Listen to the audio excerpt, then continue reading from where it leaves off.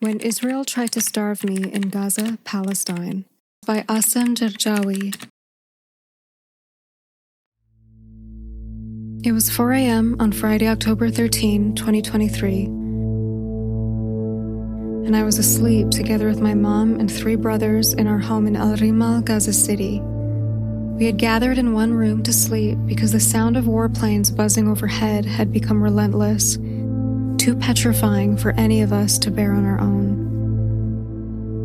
An unfamiliar number flashed on my mother's phone. It was a pre-recorded warning from the Israeli military.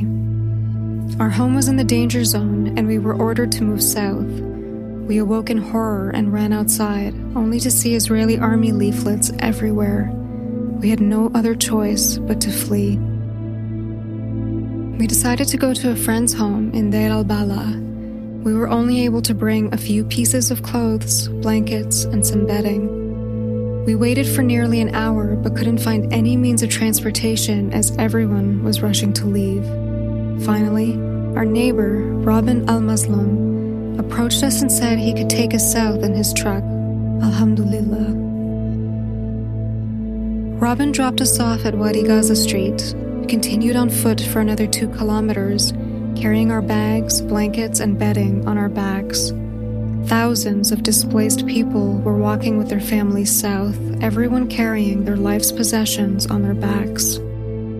This must have been what it was like during the Nakba of 1948, with one key difference. We have no illusions anymore about Israel's ultimate aim, our annihilation. Dozens of friends, uncles, aunts, cousins, and my little old grandmother were already sheltering at our friend's house in Al-Zawayda by the time we arrived. 47 of us in a single apartment. For 2 months, I slept on the floor, catching a cold and waking up every day with back pain. Oh, the good old days when it was a common cold and common back pain that afflicted me. The house was right near Salah ad-Din Street, a major traffic artery now completely empty. At least we had easy access to an escape route if necessary.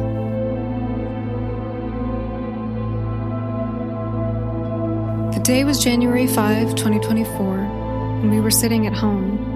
As the afternoon hours passed, the sounds of whistling snipers and gunshots grew louder. Then came the artillery shells and bombs. I don't know whether it was a 1,000-pound bomb or a 2,000-pound bomb that Israel dropped near us, but it shattered all of the windows of the house. It felt as if the fighting was outside our front door for 3 straight days, the most miserable 3 days of my life. The Israeli army soon declared this area a military zone as well, forcing us all to flee again. We packed our clothes, blankets, and bedding, and together with our cats, we were off. My grandmother is old and frail and could not keep up, but we had no choice but to move south. I told my family to move ahead to Deir al-Balah, and I would help my grandmother, holding her hand tight, helping her walk, as sniper shots, artillery fire, and missiles landed around us in every direction. As we walked south, I saw the body of a toddler girl. Her eyes were missing, and all I could see was dried blood flowing from her empty sockets. There were bodies without limbs and human bones strewn around. Animals had clearly devoured their corpses. I felt horror, anger. We reached our new home in Deir al-Balah, an 8-person tent. There were hardly any provisions nearby, just thousands and thousands of people in every direction. As I ventured out to buy provisions for my family, I noticed a large crowd outside the Green Cafe in Deir al-Balah. So many desperate people, so little food.